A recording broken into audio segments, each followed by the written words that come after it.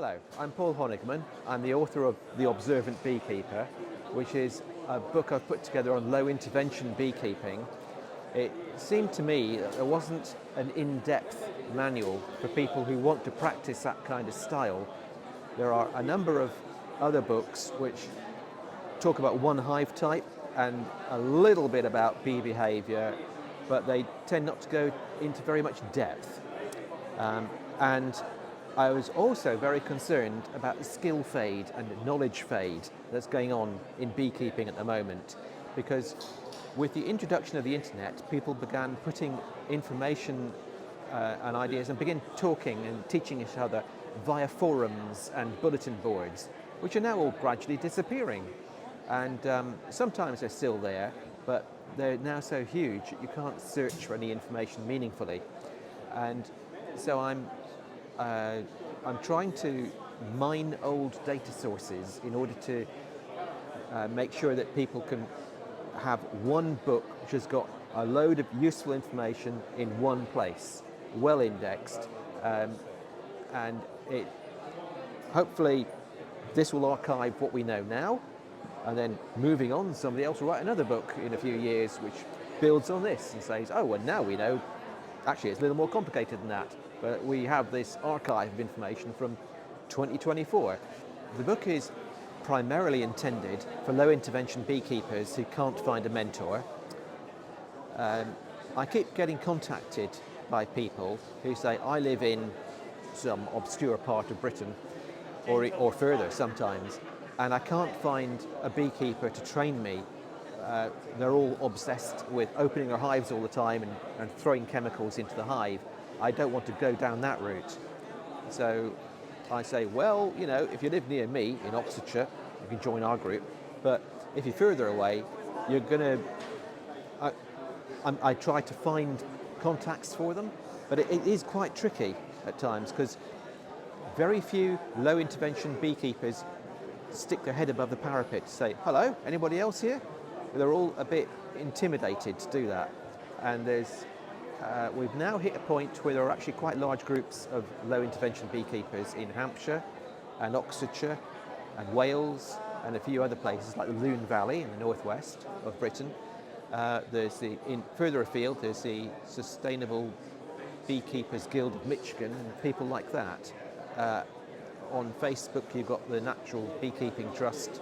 They have quite a large group of international people there, and there's a biodynamic beekeeping Facebook group. The point is, how can you find contacts? Well, we're now at this threshold where probably, I guess, about 1/3 of beekeepers actually don't treat their hives with miticides anymore in Europe and America. But they don't dare say that because they get criticism from people who do. And I'm trying to raise the awareness of people that actually there are quite a lot of other non-treating beekeepers around who you can go to for help. So anyway, that's the primary market, low intervention beekeepers.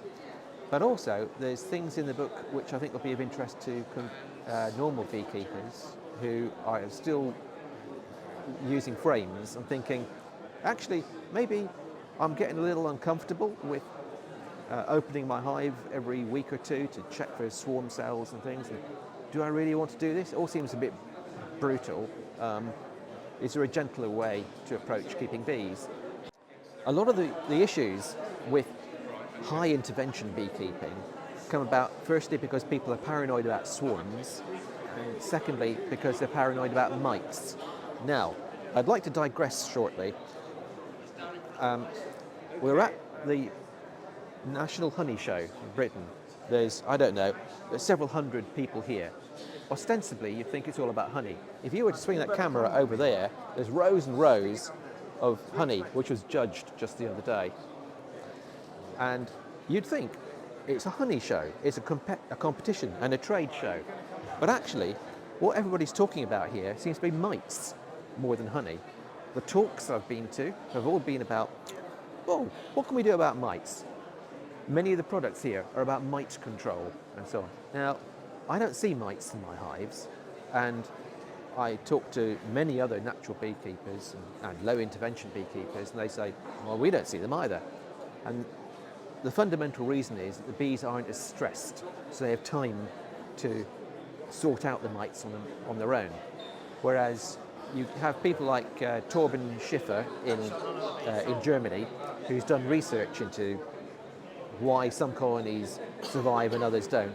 And he points out, actually, if you're always taking the honey away from your colonies and otherwise disrupting them, they prioritise having enough food to get through winter.